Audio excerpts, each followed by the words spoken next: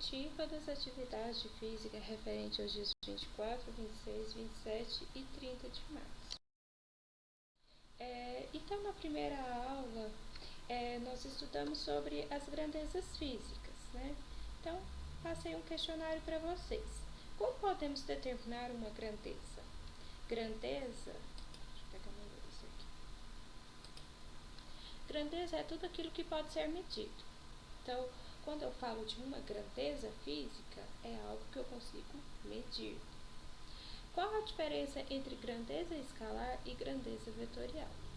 As grandezas escalares, ela tem apenas uma informação, ou seja, apenas um número. Exemplo de grandezas escalares: o tempo, a temperatura, a massa. Quando eu falo a minha massa, eu falo 50 kg, eu não falo a direção da minha massa, eu não falo o sentido, a informação que eu tenho é apenas um número. Temperatura, a mesma coisa, e o tempo, a mesma coisa. Já as grandezas vetoriais, ela possui um módulo, uma direção e um sentido. Por exemplo, a velocidade. A velocidade ela tem um módulo, né, um número, 5 km por hora. Ela tem uma direção, é uma velocidade vertical ou horizontal. Ela tem um sentido, é para a direita ou para a esquerda. A aceleração é a mesma coisa com força. Existe um módulo, uma direção e um sentido. Qual que é a importância de um sistema internacional de unidades? Padronizar as unidades de medida para as diversas grandezas físicas. Então, é criar um padrão para facilitar a comunicação na ciência, né? Nas áreas de conhecimento. Então, o Sistema Internacional de Unidades, ele padroniza as unidades. Qual é a diferença entre uma grandeza de base e grandezas derivadas? Dê 3 exemplos de cada. As grandezas de base é o grupo de grandezas fundamentais. Então, é a base, como o próprio nome diz, é a base. A partir dela surgem as unidades de diversas outras grandezas.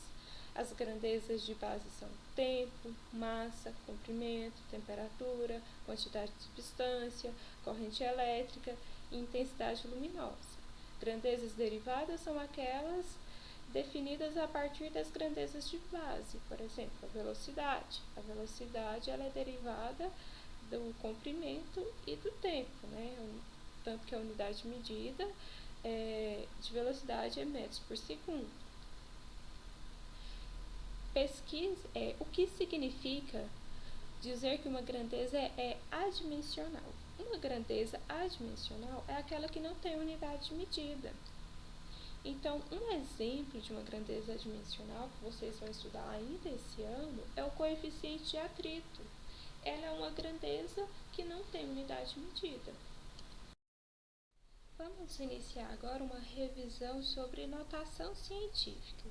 Então, para escrever um número na forma de notação científica, devemos deixá-lo com um algarismo significativo. O primeiro passo é escrevê-lo na forma de um produto, de forma que apareça uma potência de base 10. Então, vamos lá. Questão 1. Escreva em notação científica. Para escrever em notação científica, então, eu preciso que o número fique apenas com um algarismo significativo. Para isso, eu vou caminhar a vírgula. Então, a vírgula está aqui, eu caminhei 1, 2, 3, 4, 5, 6. Meu número vai ficar 1,2 vezes 10. Como eu caminhei a vírgula para a direita, significa que meu expoente, ele diminui. Então, ele vai ser menos 6. Letra B. Quantas casas que eu preciso caminhar aqui, a vírgula, para que fique apenas um algarismo significativo, ou seja, que o número fique maior que 1 e menor que 10? Uma.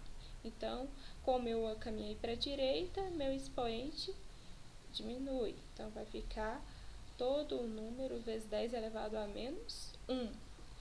Na letra C, quantas casas que eu vou caminhar? A vírgula está aqui, 1, 2, 3, 4, 5, 6, 7, 8. Então, o número vai ficar 2,23 vezes 10 a menos 8. Letra D, 1, 2. Então, vai ficar 2,04 vezes 10 a menos 2. E agora, a vírgula, ela tá aqui, ó. Vou considerar que a vírgula tá aqui. Se não aparecer uma vírgula, ela tá depois do último número. Então, eu vou caminhar de forma que esse número fique entre 1 e 10, né? Então, vamos caminhar. 1, 2, 3, 4, 5, 6, 7. Só porque agora eu caminhei para esquerda, eu caminhei a vírgula para a esquerda. Se eu caminho a vírgula para a esquerda, o meu expoente, ele aumenta. Então, se eu caminhei 7 casas, vai aumentar 7. Então, vai ficar 2,3 vezes 10 a menos a 7. Sétimo positivo. Letra F. A vírgula está aqui. Vou caminhar. 1, 2, 3, 4, 5, 6. Caminhei 6. Como eu caminhei para a esquerda, meu expoente aumenta. Aqui, a vírgula está aqui. Vamos caminhar. 1, 2, 3, 4, 5, 6, 7, 8, 9. Caminhei 9 casas para a esquerda, o expoente aumenta. Aqui, a vírgula aqui, caminhamos. 1, 2, 3, 4, 5, 6, 7, 8, 9, 10, 11, 12, 13. Então, o expoente vai ser 13.